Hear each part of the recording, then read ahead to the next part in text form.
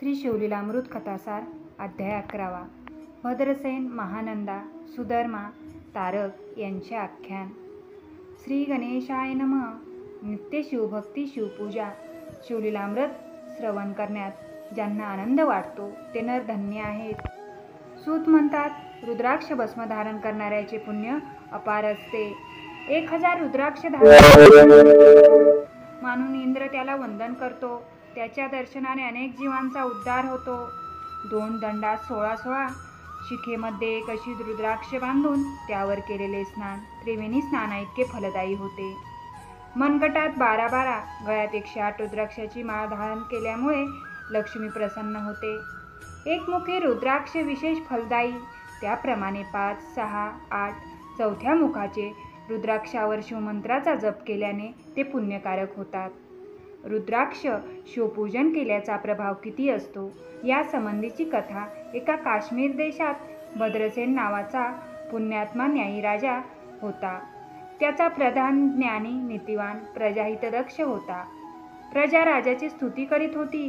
सुंदर पतिव्रता पत्नी, विद्वान व गुणी मुलगा, कृपाळू, सर्वज्ञ गुरु हुशार, आज्ञाकारी गुरुभक्त, शिष्य, विद्वान वक्ता, मननशील श्रोता, आरोग्य संपन्न, दानशूर दाता, हे सर्व पूर्वजन्मातील पुण्याईने प्राप्त होतात। पुत्र प्राप्तीसाठी राजा भद्रसेन आणि मंत्री यांनी पुष्कळ अनुष्ठाने व्रते केली।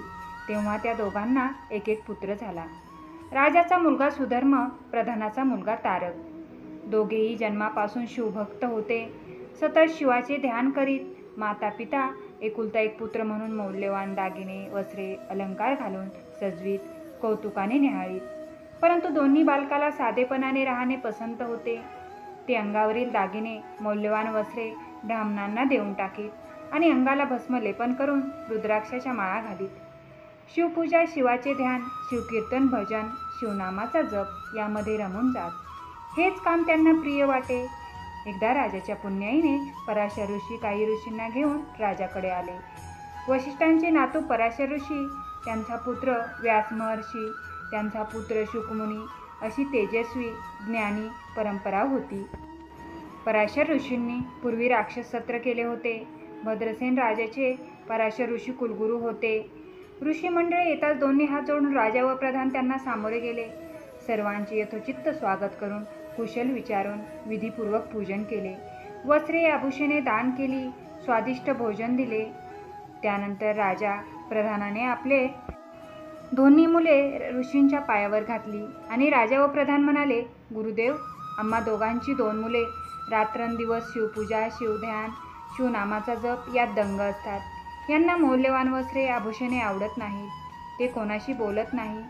राज्य, सुख, वैभव यांना आवडत नाही। यांचे आचरण पाहून आम्हाला यांची काळजी वाटते की पुढे हे तरुण झाल्यावर राज्यकारभाराची सूत्रे कसे सांभाळतील।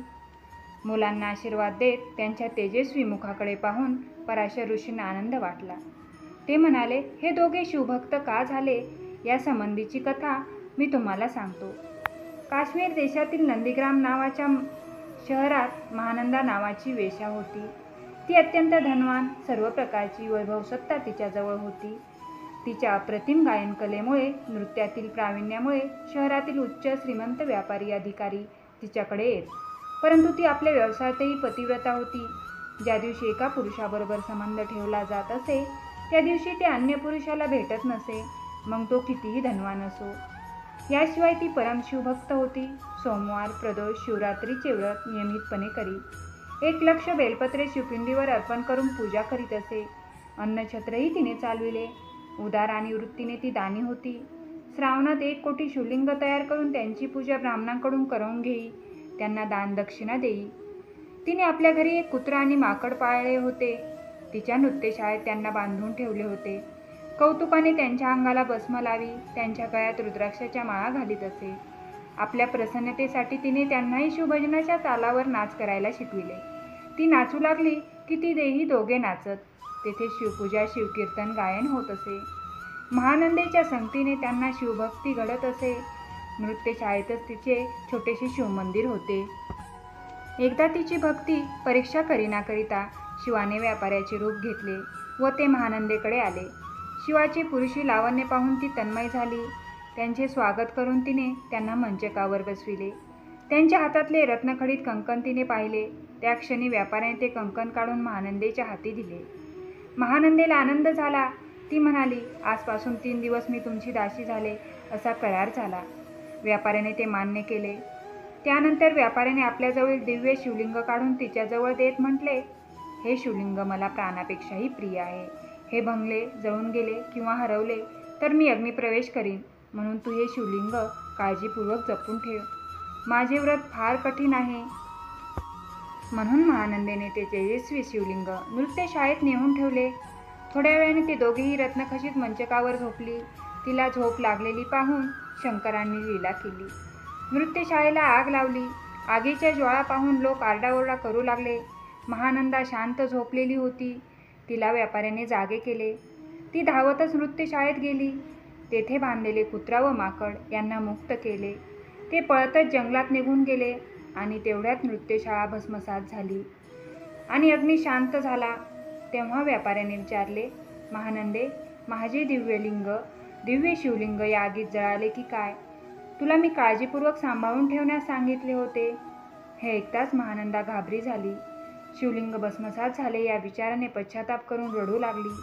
व्यापारी म्हणाला, आपल्या कराराचा आजचा दुसरा दिवस आहे, परंतु शिवलिंग भस्म झाले म्हणून ठरल्याप्रमाणे मी अग्निप्रवेश करतो. असे म्हणून व्यापाऱ्याने चिता तयार केली आणि ओम नमः शिवाय म्हणून चितेत उडी घेतली. हे पाहून महानंदा दुःखी झाली. तिने ब्राह्मणाला बोलावून आपली संपत्ती, महाल सर्वाचे दान दिले. त्यानंतर तिने स्नान केले, अंगाला भस्म लावले, रुद्राक्ष धारण केली, शिवाचे ध्यान केले आणि त्याच अग्निकुंडात हर हर शिव शिव म्हणून उडी टाकली. त्या क्षणी उदयाचलावरून सूर्य प्रगट व्हावा तसे भगवान शंकर प्रगट झाले. त्यांनी वरचेवर चेंडू झेलला त्या सहजपणे महानंदेला वरचेवर उचलले. छातीशी धरून म्हणाले, मी तुझ्यावर प्रसन्न आहे. हवा तो वर माग. देवा, हे सर्व नंदीग्राम नगर उद्धरून न्यावे. तथास्तु म्हणून शिव अंतर्ध्यान पावले. अशा प्रकारे आपली माता, बंधू, नगरवासी यांच्यासह महानंदा शिवलोकी गेली. त्या शिवलोकी आधी व्याधी, क्षुधा, तृष्णा नाही म्हणून तेथे भेदबुद्धी, काम, क्रोध, दुःख, मद, मत्सर नाहीत.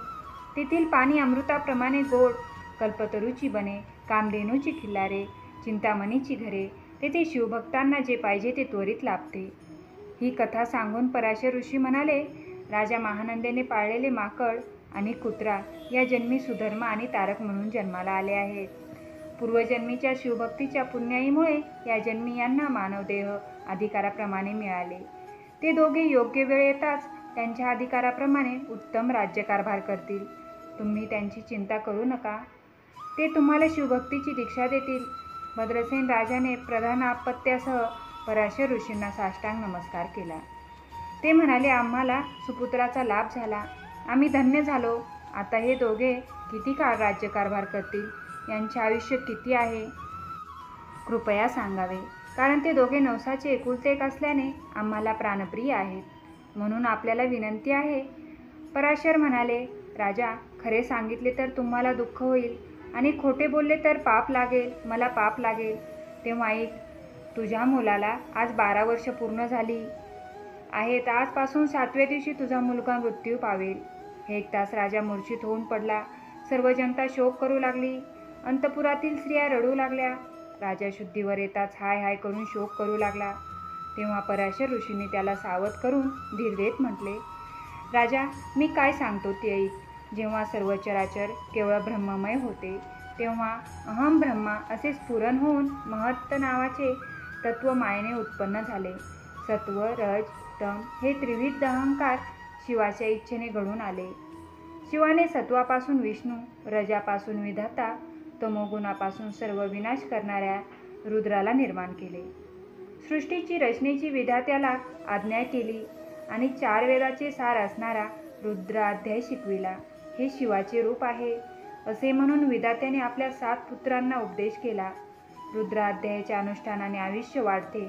म्हणून हे राजा भद्रसेना, तू रुद्राची आवर्तने कर, शिवाला अभिषेक कर. याच्या प्रभावाने तुझ्या पुत्रावरील मृत्यूचे संकट दूर होईल आणि तो चिरंजीव होईल. 100 घट आणून त्यात गंगेचे पाणी भर. त्यावर आम्रवृक्षाची पाने ठेव. रुद्र पठण करून ते पाणी मंत्रून तुझ्या मुलाच्या अंगावर शिंपड. अशा प्रकारे रोज 10,000 वेळा असे 7 दिवस जलसिंचन करावे, तर तुझा मुलगा वाचेल. पराशर ऋषींनी अशा प्रकारे राजाला त्याच्या मुलाला मृत्यू संकटातून वाचविण्याचा उपाय सांगितला. राजाला समाधान वाटले. त्याने भक्तिभावाने ऋषींना नमस्कार केला व म्हणाला, हे महात्मन, आपणच हे सर्व अनुष्ठान करावे, कारण आपण सर्व ऋषींमध्ये श्रेष्ठ मुख्य आहात. मी सर्व तयारी करतो. त्यानंतर पराशर ऋषींनी अत्यंत विरक्त, सुशील, शुभलक्षणयुक्त असे 1000 ब्राह्मण बोलावले. 1000 मातीचे घट गंगाजलांनी भरले. त्याच आम्रपल्लव ठेवले. त्यावर दिव्य अनुष्ठान मांडले. रुद्राचा घोषाचा प्रारंभ केला. 6 दिवस झाले. 7व्या दिवशी सूर्यमाध्यानही आला. तेव्हा राजपुत्राचा मृत्यू समय जवळ आला आणि राजपुत्र मूर्छित होऊन पडला. थोडा वेळ त्याची हालचाल बंद पडली. हे पाहून राजा चिंतित झाला. पराशर ऋषींनी राजाला धीर दिला. ब्राह्मण राजपुत्राच्या देहावर अभिमंत्रित केलेले पाणी शिंपित होते. त्या जलाच्या प्रभावाने राजपुत्र सावध झाला, उठून बसला. राजाला आनंद झाला. उपस्थित असलेल्या सर्वजणही प्रसन्न झाले. पराशर म्हणाले, तू बेशुद्ध अवस्थेत काय अनुभव घेतला ते सांग. तेव्हा राजपुत्र म्हणाला, गुरुदेव, एक भयंकर दिसणारा काळपुरुष मला घेऊन चालला होता. त्याचे लालभडक डोळे, भाळावर शेंदूर, वाढलेली दाढी, काळभिन्न होता. त्याच वेळी 4 तेजस्वी पुरुष आले. त्यांनी त्या काळपुरुषाच्या हातून मला मुक्त केले आणि त्याला मारीत मारीत ते घेऊन गेले. मुलाने सांगितलेला अनुभव ऐकताच राजाच्या अंगावर आनंदाने रोमांच दाटून आले. ईश्वराच्या नावाचा त्याने जय जयकार केला. पराशर ऋषींसह सर्व ब्राह्मणांना नमस्कार घातला. सर्वत्र मंगलवाद्यांचा गजर सुरू झाला. आकाशातून देवतांनी पुष्पवृष्टी केली. या प्रसन्नपूर्वक वातावरणात ब्राह्मणांनी मंत्रजप करून हवन प्रारंभ केला आणि हवन पूर्ण करून अनुष्ठानाची समाप्ती केली. आमंत्रित ब्राह्मणांना सुग्रास भोजन देऊन इच्छेप्रमाणे दानदक्षिणा दिली. ब्राह्मणांनी राजाला शुभाशीर्वाद दिला. त्यावेळी नारद तेथे अचानक प्रगट झाले. नारद वाल्मिकी व्यास पुराणांचे गुरु असल्याने त्रिभुवनाला वंद्य आहे. 14 विद्या 64 कला त्यांना पूर्ण अवगत असतात. इंद्रादिक देवतांना सुद्धा त्यांचे आदरयुक्त भय वाटते. नारदाला पाहताच यज्ञातील अग्निमूर्तिमंत प्रगट झाला. सर्व ऋषी आणि राज यांनी धावत जाऊन नारदांचे स्वागत केले. त्यांना उच्च स्थानावर बसून षोडोपचारे पूजा केली. नमस्कार करून म्हटले, स्वामी, आपल्या त्रिभुवनात संचार असतो. आपल्याला दिव्य दृष्टी आहे. केव्हा काय अद्भुत पाहिले का? नारद म्हणाले, मी इकडे येत असताना मार्गावर 4 शिवदूत मला भेटले. त्यात वीरभद्रही होता. त्यांनी मृत्यूला बांधून चालविले होते. वीरभद्र मृत्यूला विचारत होता, तू कोणाच्या आज्ञेने भद्रसेनाच्या मुलाला घेऊन चालला होता? त्याला 10,000 वर्ष आयुष्य आहे. राजा, तू रुद्र अनुष्ठान केल्यामुळे तुझ्या मुलाचे मृत्यू संकट टळले. राजाने नारदाला नमस्कार केला. नारद अंतर्धान पावले. त्यानंतर राजाने रुद्राचे सहस्र अवतरण केले. आपल्या पुत्राला राज्यावर बसविले. तारकाला युवराज केले.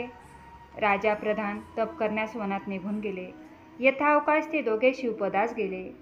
फलश्रुती, हे भद्रसेन आख्यान वाचल्याने दीर्घायुष्य, संतती, संपत्ती, पुण्यप्राप्ती होईल. यामुळे सर्व पापे गडांतरे दूर होतील. मृत्युंजय मंत्राचा जप, रुद्राचे अनुष्ठान केल्याने पिशाच्य बाधा, ग्रहपीडा दूर होतील. यावर अविश्वास दाखवणारा अल्पायुषी तमोगुणी होईल. अशा लोकांच्या संगतीत राहण्यामुळे सर्वनाश होतो. म्हणून शिवलीलामृत अखंड वाचावे. ते न जमल्यास 11वा अध्याय तरी वाचावा.